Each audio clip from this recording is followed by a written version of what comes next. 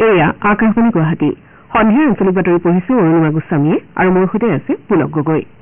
এতিয়া প্ৰধান বাতৰিসমূহ হ'ল জ্যেষ্ঠ বিজেপি নেতা ওম বিৰলা একেৰাহে দ্বিতীয়বাৰৰ বাবে লোকসভাৰ অধ্যক্ষ হিচাপে নিৰ্বাচিত। প্ৰধানমন্ত্ৰী নৰেন্দ্ৰ মোদী, গৃহমন্ত্ৰী অমিত শ্বাহ আৰু বিৰোধী দলপতি ৰাহুল গান্ধীকে ধৰি বিশিষ্ট ব্যক্তিসকলৰ বিৰলাক অভিনন্দন।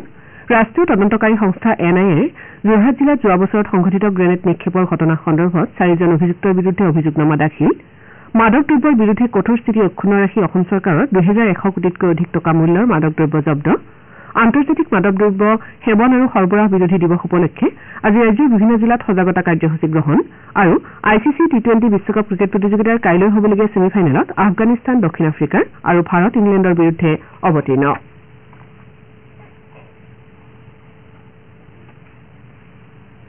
এতিয়া শুনক পিতং বাতৰি। জ্যেষ্ঠ বিজেপি সাংসদ ওম বিৰলা পুনৰ লোকসভাৰ অধ্যক্ষ হিচাপে নিৰ্বাচিত হৈছে। পদটোৰ বাবে সাংসদ কে সুৰেশক প্ৰক্ষেপ কৰা কংগ্ৰেছ দলে সদনত ভোটগ্ৰহণৰ দাবী উত্থাপন নকৰাৰ পৰিপ্ৰেক্ষিতত পূৰ্বৰ লোকসভাৰ অধ্যক্ষগৰাকী মৌখিক ভোটত একেৰাহে দ্বিতীয়বাৰৰ বাবে নিৰ্বাচিত হয়। ইয়াৰ পাছতে প্ৰধানমন্ত্ৰী নৰেন্দ্ৰ মোদী, বিৰোধী দলপতি ৰাহুল গান্ধী আৰু সংসদীয় পৰিক্ৰমা দপ্তৰৰ মন্ত্ৰী কিৰেণ ৰিজিজুৱে তেওঁক অধ্যক্ষৰ আসনলৈ আগবঢ়াই নিয়ে। ইয়াৰ পূৰ্বে আজি পুৱা সদন মিলিত হোৱা সময়তে প্ৰধানমন্ত্ৰী মোদী আৰু NDAৰ আন 12গৰাকী নেতাই লোকসভাৰ অধ্যক্ষ পদৰ বাবে শ্ৰী বিৰলাৰ নাম প্ৰস্তাৱ কৰে। আনহাতে বিৰোধী পক্ষৰ হৈ শিৱসেনাৰ উদ্ধৱ ঠাকৰে গোটৰ নেতা অৰবিন্দ সাৱন্ত, NCPৰ শাৰদ পাৱাৰ গোটৰ সাংসদ সুপ্ৰিয়া সুলে আৰু সমাজবাদী পাৰ্টীৰ সাংসদ আনন্দ ভদৌৰিয়াই কংগ্ৰেছৰ সাংসদ কে সুৰেশৰ নাম প্ৰস্তাৱ কৰে। অধ্যক্ষ পদৰ বাবে শ্ৰী বিৰলা নিৰ্বাচিত হোৱাৰ লগে লগে ইতিহাসৰ সৃষ্টি হল বুলি মত প্ৰকাশ কৰি প্ৰধানমন্ত্ৰীগৰাকীয়ে কয় যে সদনত পৰৱৰ্তী 5 বছৰৰ বাবে শ্ৰী বিৰলাই আগবঢ়াবলগীয়া দিহা পৰামৰ্শৰ বাবে সকলোৱে আগ্ৰহেৰে অপেক্ষা কৰিছে। এগৰাকী সাংসদ হিচাপে শ্ৰী বিৰলাৰ ভূমিকা সংসদৰ নতুন সদস্যসকলৰ বাবে অনুপ্ৰেৰণাৰ কাৰণ হ'ব বুলিও তেওঁ আশা প্ৰকাশ কৰে। অধ্যক্ষগৰাকীৰ নেতৃত্বত পূৰ্বৰ লোকসভাত কেইবাখনো ব্যতিক্ৰমী বিধেয়ক গৃহীত হৈছিল বুলি উল্লেখ কৰি তেওঁ লগতে কয় যে সাংসদসকলৰ আচাৰ ব্যৱহাৰ আৰু দায়বদ্ধতাই সংসদীয় গণতন্ত্ৰৰ প্ৰতি জনসাধাৰণৰ আস্থা বৃদ্ধি কৰে। একেদৰে কেন্দ্ৰীয় গৃহমন্ত্ৰী অমিত শ্বাহেও লোকসভাৰ অধ্যক্ষ হিচাপে পুনৰ নিৰ্বাচিত হোৱাৰ বাবে শ্ৰী বিৰলাক অভিনন্দন জনাইছে। বিৰোধী দলৰ নেতা ৰাহুল গান্ধীয়েও নৱনিৰ্বাচিত অধ্যক্ষ শ্ৰী বিৰলাক অভিনন্দন জনাই কয় যে এই সদনে জনসাধাৰণৰ কণ্ঠক প্ৰতিনিধিত্ব কৰে। সদনৰ কাম কাজ সুচাৰুৰূপে পৰিচালনা কৰাৰ ক্ষেত্ৰত বিৰোধী পক্ষই সহায় সহযোগিতা আগবঢ়াব বুলিও তেওঁ শ্ৰী বিৰলাক নিশ্চিত কৰি দিয়ে। তেওঁ লগতে কয় যে বিশ্বাস আৰু আস্থাৰ লগতে বিৰোধী পক্ষৰ বক্তব্য উত্থাপনৰ বাবে লাভ কৰা অনুমতিৰ জৰিয়তে সকলো পক্ষৰ সহযোগিতা সম্ভৱ হৈ উঠে। একেদৰে সমাজবাদী পাৰ্টীৰ নেতা অখিলেশ যাদৱেও বিৰোধী পক্ষই তেওঁলোকৰ বক্তব্য উত্থাপনৰ বাবে প্ৰয়োজনীয় সময় লাভ কৰিব বুলি আশা প্ৰকাশ কৰে। আনহাতে তৃণমূল কংগ্ৰেছৰ সাংসদ সুদীপ বন্দ্যোপাধ্যায়ে সপ্তদশ লোকসভাত বিৰোধী দলৰ সাংসদৰ বৰ্খাস্তকৰণৰ প্ৰসংগটো উত্থাপন কৰি কয় যে সদনত উপযুক্ত আলাপ আলোচনাৰ জৰিয়তেহে বিধেয়ক গৃহীত হোৱা উচিত।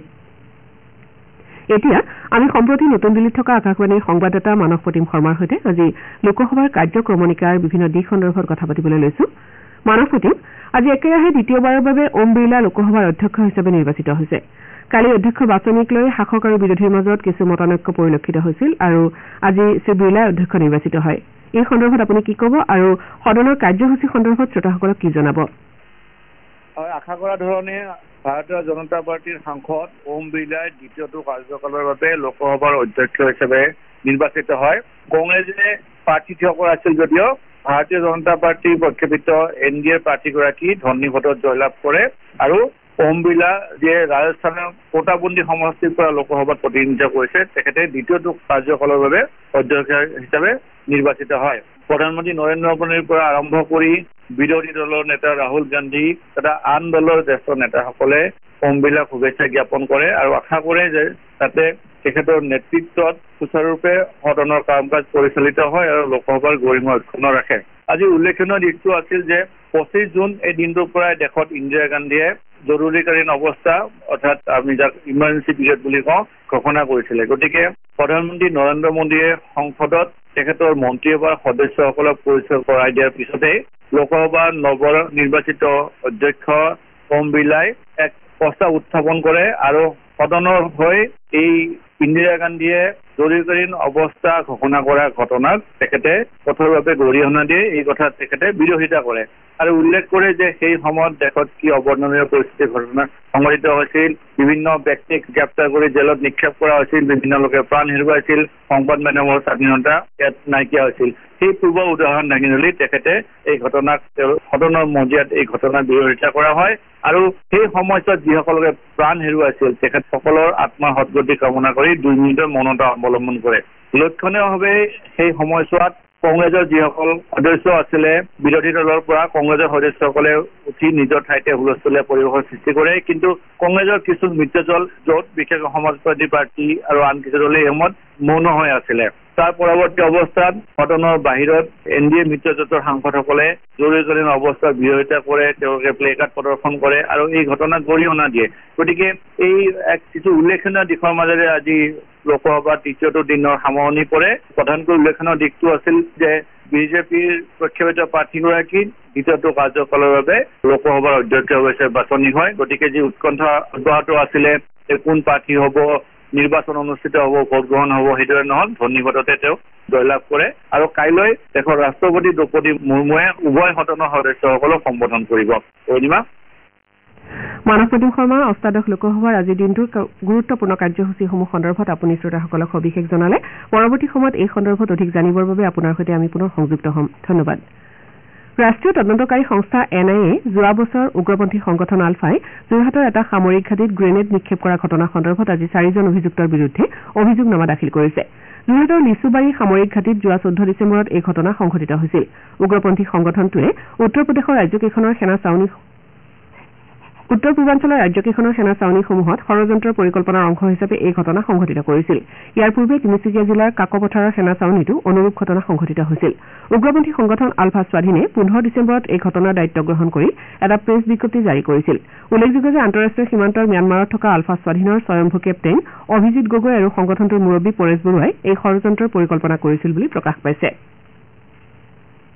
অসম চৰকাৰে মাদক দ্ৰব্যৰ বিৰুদ্ধে গ্ৰহণ কৰা কঠোৰ স্থিতি অক্ষুণ্ণ ৰাখি 2100 কোটিতকৈ অধিক টকা মূল্যৰ মাদক দ্ৰব্য জব্দ কৰিছে মুখ্যমন্ত্ৰী ডঃ হিমন্ত বিশ্ব শৰ্মাই আজি আন্তঃৰাষ্ট্ৰীয় মাদক দ্ৰব্য আৰু নিচাযুক্ত সামগ্ৰী সৰবৰাহ বিৰোধী দিৱসৰ পৰিপ্ৰেক্ষিতত এই কথা উল্লেখ কৰি কয় যে ৰাজ্যখন মাদক দ্ৰব্য মুক্ত কৰাৰ দিশত চৰকাৰে লক্ষ্য স্থিৰ কৰিছে ভৱিষ্যতৰ অসমখনক যাতে নতুন প্ৰজন্মই মাদক দ্ৰব্যৰ আসক্তিৰ পৰা মুক্ত হৈ সুস্থ জীৱন লাভ কৰিব পাৰে তাৰ বাবে এই প্ৰচেষ্টা লোৱা হৈছে বুলি তেওঁ মন্তব্য কৰে মুখ্যমন্ত্ৰীয়ে কয় যে এই প্ৰচেষ্টাৰ দ্বাৰা অসমক মাদক দ্ৰব্য মুক্ত কৰাই নহয় সমগ্ৰ দেশক মাদক দ্ৰব্যৰ পৰা মুক্ত কৰিবলৈ বৃহৎ প্ৰচেষ্টাত অৰিহণা যোগোৱা হ'ব ইফালে আৰক্ষীৰ বিশেষ টাস্ক ফৰ্চ আৰু কাছাৰ আৰক্ষীয়ে শিলচৰত এখন বাহনৰ পৰা 9 গ্ৰাম হেৰইন জব্দ কৰিছে জব্দ কৰা হেৰইনখিনিৰ মূল্য 4.5 লাখ টকাৰো অধিক হ'ব বুলি আৰক্ষী সূত্ৰই প্ৰকাশ কৰিছে ৰাজ্য চৰকাৰে 2 লাখতকৈ কম বাৰ্ষিক উপাৰ্জন কৰা অভিভাৱকসকলৰ সন্তানক মহাবিদ্যালয়ত নামভৰ্তিৰ মাচুল বহন কৰাৰ সিদ্ধান্ত লৈছে এই ব্যৱস্থা ৰূপায়ণৰ বাবে আনুমানিক 150 কোটি টকা ব্যয় কৰা হ'ব মুখ্যমন্ত্ৰী ডঃ শৰ্মাই এই কথা প্ৰকাশ কৰি কয় যে জুলাইত সংশ্লিষ্ট মহাবিদ্যালয়সমূহলৈ ধনৰাশি প্ৰেৰণ কৰা হ'ব এই ক্ষেত্ৰত যদি কোনো শিক্ষাৰ্থীয়ে সমস্যাৰ সন্মুখীন হয় তেন্তে জিলা আয়ুক্ত অথবা শিক্ষা বিভাগৰ সৈতে বিনা দ্বিধাই যোগাযোগ কৰিব পাৰিব বুলি কোৱা হৈছে অহা 1 জুলাইৰ পৰা দেশত 3খন নতুন ফৌজদাৰী আইন ভাৰতীয় ন্যায় সংহিতা 2023 ভাৰতীয় নাগৰিক সংহিতা 2023 আৰু ভাৰতীয় সাক্ষ্য অধিনিয়ম 2023 বলবৎ হ'ব এই বিধেয়ককেইখন সংসদৰ শীতকালীন অধিৱেশনত গৃহীত হৈছিল নতুন আইনকেইখনে ভাৰতীয় নাগৰিকসকলৰ সবলীকৰণৰ ক্ষেত্ৰত গুৰুত্বপূৰ্ণ ভূমিকা গ্ৰহণ কৰিব এই আইনকেইখনৰ দ্বাৰা দেশত অধিক সুলভ সহায়ক আৰু দক্ষ ন্যায় ব্যৱস্থা গঢ়ি তোলাৰ লক্ষ্য লোৱা হৈছে শ্ৰোতাসকলে সন্ধিয়াৰ আঞ্চলিক বাতৰি শুনিছে আকাশবাণী গুৱাহাটী কেন্দ্ৰৰ পৰা পৰৱৰ্তী বাতৰি শুনক পুলক গগৈৰ পৰা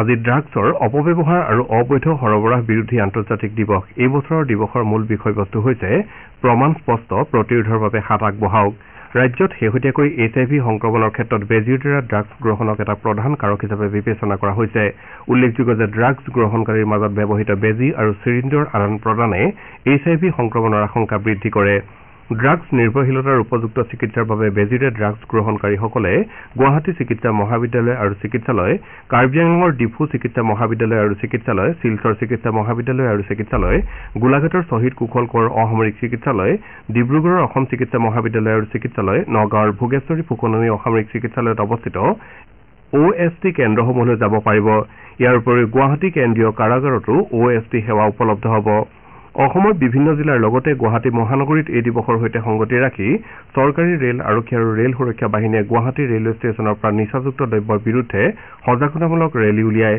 আনহাতে ডিপুত 16 কোটি টকাতকৈ অধিক মূল্যৰ ড্ৰাগছ জ্বলাই দিয়া হয় একেদৰে ধুবুৰী বিলাসীপাৰা চাপৰকে ধৰি 8খন থানাই জব্দ কৰা ড্ৰাগছসমূহ জিলা প্ৰশাসনে দাহন কৰে ইপিনে কোকৰাঝাৰ জিলাত এই দিৱসৰ সৈতে সংগতি ৰাখি শিক্ষানুষ্ঠানত ছাত্ৰ ছাত্ৰীসকলৰ উপস্থিতিত সজাগতামূলক অনুষ্ঠান অনুষ্ঠিত হয় দৰং জিলাৰ মঙলদৈৰ অসামৰিক চিকিৎসালয়ত মানসিক বিভাগৰ উদ্যোগত আৰু স্থানীয় বেচৰকাৰী সংগঠনৰ সহযোগত সজাগতামূলক কাৰ্যসূচী অনুষ্ঠিত হয়।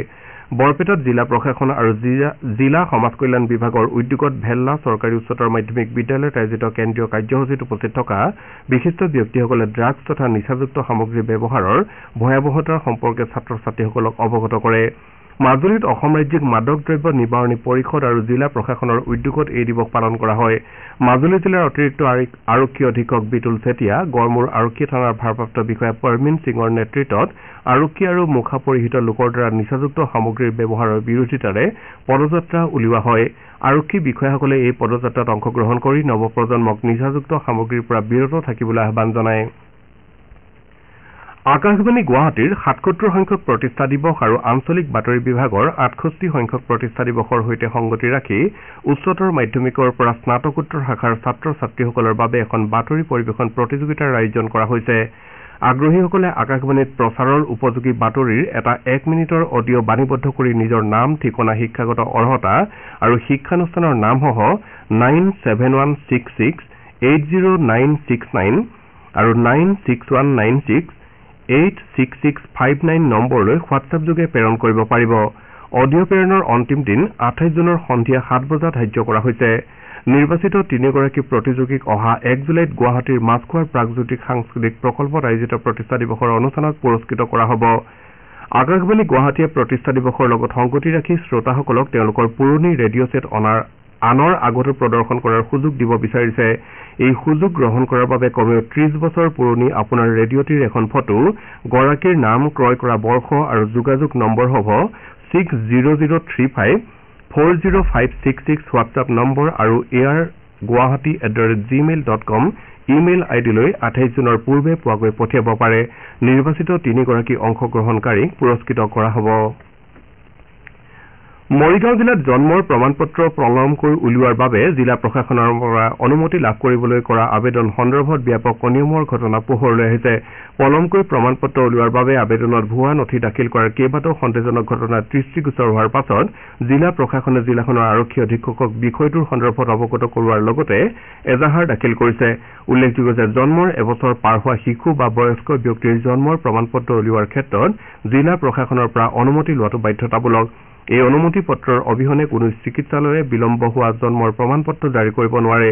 এই প্ৰমাণপত্ৰ লাভ কৰিবলৈ আবেদন পত্ৰৰ সৈতে ৭বিধ নথি জিলা প্ৰশাসনক দাখিল কৰিব লাগে। ইয়াৰ ভিতৰত আদালতৰ শপতনামা, গাঁওবুঢ়াৰ প্ৰমাণপত্ৰ, চিকিৎসালয়ৰ প্ৰমাণপত্ৰ আদি অন্যতম। প্ৰক্ৰিয়াটোত কেইখনমান প্ৰমাণপত্ৰক লৈ সন্দেহৰ সৃষ্টি হোৱাত জিলা প্ৰশাসনৰ এগৰাকী কাৰ্যবাহী দণ্ডাধীশে তদন্ত আৰম্ভ কৰে। মাজুলী জিলাত কৃষি বিভাগৰ বিভিন্ন আঁচনিৰ পৰিদৰ্শনৰ বাবে অসম কৃষি সঞ্চালকালয়ৰ এটা দলে আজিৰে পৰা দুদিনীয়া কাৰ্যসূচীৰে মাজুলী ভ্ৰমণ কৰিছে। দলটোৱে এই ভ্ৰমণকালত কৃষি বিভাগৰ কাৰ্যালয় পৰিদৰ্শন কৰাৰ লগতে কৃষক উৎপাদক কোম্পানীৰ কাৰ্যালয় পৰিদৰ্শন কৰে। ইয়াৰ লগতে জিলাখনৰ কৃষকৰ কৃষি পদ্ধতিৰ মূল্যাংকন কৰাৰ উপৰি বিভিন্ন প্ৰান্তত অব্যাহত থকা আঁচনিসমূহৰ ৰূপায়ণৰ অগ্ৰগতিৰ বুজ লয়। ICC T20 বিশ্বকাপ ক্ৰিকেট প্ৰতিযোগিতাৰ কাইলৈ হ'বলগীয়া ছেমি ফাইনেলত আফগানিস্তান দক্ষিণ আফ্ৰিকাৰ আৰু ভাৰত ইংলেণ্ডৰ বিৰুদ্ধে অৱতীৰ্ণ হ'ব। কাইলৈৰ পৰা ত্ৰিনিডাদৰ ব্ৰায়ান লাৰা ষ্টেডিয়ামত হ'বলগীয়া প্ৰথমখন ছেমি ফাইনেল আফগানিস্তান আৰু দক্ষিণ আফ্ৰিকাৰ মাজত অনুষ্ঠিত হোৱাৰ বিপৰীতে আনখন খেল নিশা গায়ানাত অনুষ্ঠিত হ'ব। এই খেলত ভাৰত ইংলেণ্ডৰ বিৰুদ্ধে অৱতীৰ্ণ হ'ব। উল্লেখযোগ্য যে প্ৰতিযোগিতাৰ চূড়ান্ত খেলখন শনিবাৰে বাৰ্বাডোছৰ ব্ৰিজটাউনত অনুষ্ঠিত হ'ব। বাতৰি শেষ কৰাৰ পূৰ্বে প্ৰধান বাতৰিকেইটা আকৌ এবাৰ পঢ়ি দিছো। জ্যেষ্ঠ বিজেপি নেতা ওম বিৰলা একেৰাহে দ্বিতীয়বাৰৰ বাবে লোকসভাৰ অধ্যক্ষ হিচাপে নিৰ্বাচিত। প্ৰধানমন্ত্ৰী নৰেন্দ্ৰ মোদী, গৃহমন্ত্ৰী অমিত শ্বাহ আৰু বিৰোধী দলপতি ৰাহুল গান্ধীকে ধৰি বিশিষ্ট ব্যক্তিসকলৰ বিৰলাক অভিনন্দন। ৰাষ্ট্ৰীয় তদন্তকাৰী সংস্থা NIAৰ যোৰহাট জিলাত যোৱা বছৰ সংঘটিত গ্ৰেনেড নিক্ষেপৰ সন্দৰ্ভত ৪জন অভিযুক্তৰ বিৰুদ্ধে অভিযোগনামা দাখিল। মাদক দ্ৰব্যৰ বিৰুদ্ধে কঠোৰ স্থিতি অক্ষুণ্ণ ৰাখি অসম চৰকাৰৰ ২১০০ কোটিতকৈও অধিক টকা মূল্যৰ মাদক দ্ৰব্য জব্দ। আন্তৰ্জাতিক মাদক দ্ৰব্য সেৱন আৰু সৰবৰাহ বিৰোধী দিৱস উপলক্ষে আজি ৰাজ্যৰ বিভিন্ন জিলাত সজাগতা কাৰ্যসূচী গ্ৰহণ। আৰু ICC T20 বিশ্বকাপ ক্ৰিকেট প্ৰতিযোগিতাৰ কাইলৈ হ'বলগীয়া ছেমি ফাইনেলত আফগানিস্তান দক্ষিণ আফ্ৰিকাৰ আৰু ভাৰত ইংলেণ্ডৰ বিৰুদ্ধে অৱতীৰ্ণ। আমাৰ এতিয়াৰ বাতৰি ইমানতে শেষ হ'ল।